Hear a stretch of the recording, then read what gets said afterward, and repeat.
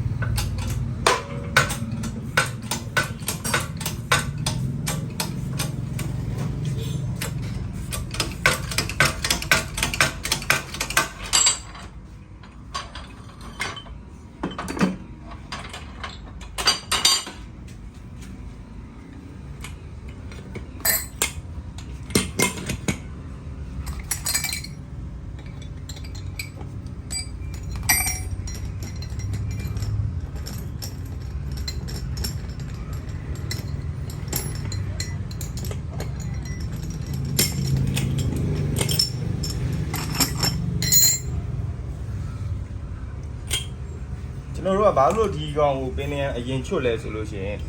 စကူဘီတွေဘာတွေမှာတော့ကျွန်တော်တို့ကမလိုဘူးပေါ့နော်ဒါပင်နေရန်တွေဘာတွေအရင်ဆုံးချွတ်တာမဟုတ်ဘူးကျွန်တော်တို့ကဒီချွတ်ပုံချွတ်နည်းရစကူဘီမှာဆိုလို့ရှိရင်ဒါတစ်မျိုးပေါ့နော်ဒီကလစ်ကျတော့ဘာလို့ကျွန်တော်တို့ကဖြုတ်ရလဲဆိုလို့ရှိရင်သူကကျွန်တော်တို့ဒီအချမ်းကိုကျွန်တော်တို့ကဖြုတ်ပြီးရတယ်ဒီကောင်ကပင်နေရန်ခံထားရဆိုလို့ကျွန်တော်တို့ရိုက်ဖြုတ်တဲ့အချိန်မှာဒီစီကာပြားတွေနာတတ်တယ်အဲကြောင့်ကျွန်တော်တို့တစ်ခုရင်းဖြုတ်ရမယ်ပေါ့နော်ဒါတော့ကျွန်တော်တို့ဒီဘက်ဘောကတော့ထုံးနိုင်မယ်ရိုက်ထုတ်မှာပေါ့ရှက်တိုင်ကနေပြီးတော့ရိုက်မယ်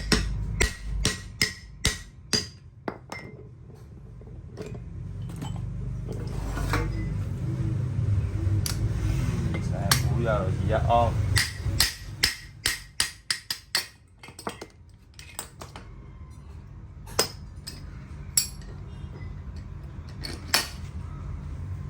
အဲ့တော့ကျွန်တော်တို့ကဒီဘက်ဘောကြီးဖြုတ်ပြီးဆိုဒီကောင်ကိုကျွန်တော်ကတစ်ချမ်းဖြုတ်မှာဒီကောင်တစ်ချမ်းကိုကျွန်တော်ပလက်နဲ့နင်းထုတ်လိုက်မှာပေါ့နော်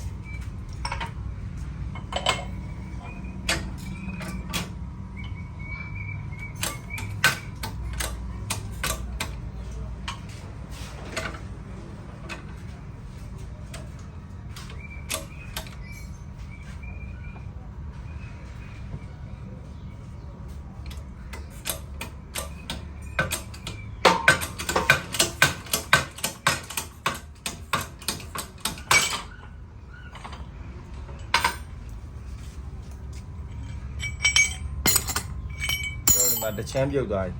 နော်ဒါကျွန်တော်တို့ကာဗနာဘက်ကအချမ်းပြုတ်သွားပြီဆိုလို့ရှိရင်ကျွန်တော်တို့ဒီရှက်ကဟာတွေကိုကျွန်တော်ပြောင်းအောင်တုပ်မယ်ပြောင်းအောင်တုပ်ပြီးလို့ရှိရင်ကျွန်တော်တို့ကဒီရှက်ကနေရိုက်ထုတ်မယ်ဒီ ဒီကောင်ဒီဘက်ကို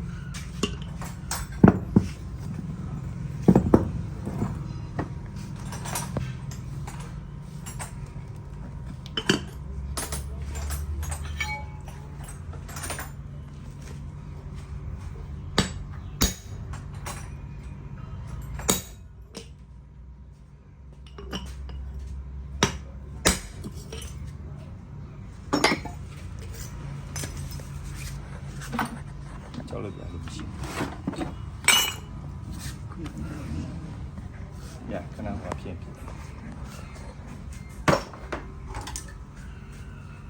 စ်ချက်ဒီကောင်ကဒီမှာကျွန်တော်ရှက်ကနေရိုက်ထုတ်လိုက်တာဖြစ်တဲ့အတွက်ဒီမှာစီကာပြားရှက်နဲ့ဒီဘက်ကိုပင့်ထုတ်လိုက်တယ်လို့ဖြစ်သွားအဲ့ကြောင့်ဒီမှာဟလိုက်ဒီမှာအနှင်းငယ်ဟသွားပြီနည်းငယ်ဟသွားပြီဆိုရင်ကျွန်တော်ကအဲ့အလေးကိုကြောက်လက်ပြားလေးနဲ့ခွာလိုက်နော်ဒီမှာဒါကျွန်တော်ဒီပြနီးရလေရှိရပေါ့နော်လုံးဝစီကာပြားမဖြုတ်ရဘဲနဲ့ကျွန်တော်ဒီဘောဖြုတ်တဲ့ဟာလေးလောက်ထားမယ်ဆိုလို့ရှိရင်တော့ဒါတည်းဖြုတ်စရာမလိုဘူးပေါ့နော်ရိုက်ဖြုတ်စရာအဲ့တော့ဒီမှာကျွန်တော်ဒီမှာတစ်ချက်ဒီကတစ်ချက်လောက်ပြနော်ရှက်ကဒီမှာထွက်လာပြီဆိုတော့ကျွန်တော်တို့ကအဲ့ရှက်ကနေပြီးတော့ကျွန်တော်ဘောကိုရိုက်ထုတ်လိုက်မယ်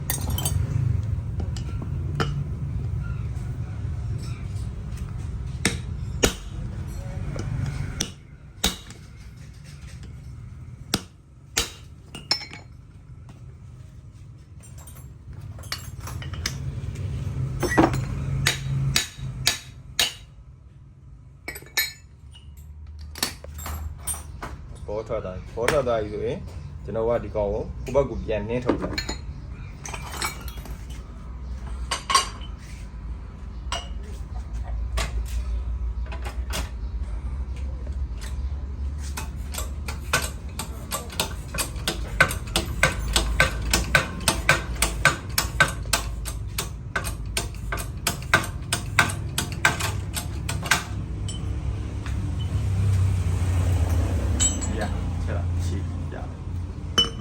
ဒါဆိုလို့ရှိရင်ကျွန်တော်တို့ဒီနီးလန်းတိုင်းဖြုတ်မယ်ဆိုလို့ရှိရင်ခုနကကျွန်တော်ပြောတယ်ဒီစီကာပြားတွေဘာတွေက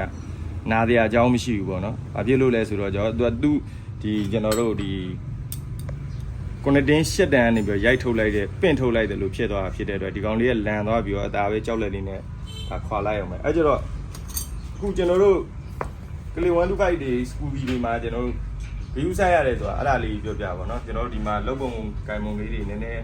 လွှဲချော်သွားတာတော့ဘာလို့ရှိရလို့ရှိရင်ကျွန်တော်ပစ္စည်းလေးတွေပါလေးတွေကဥပမာကိုယ်ဆိုင်ကဆိုင်ငယ်မှုလို့ကိုလှုပ်လိုက်တယ်ဆိုတော့ပြဿနာမရှိဘူးပေါ့သူများဆိုင်လာအပ်တဲ့ဟာကို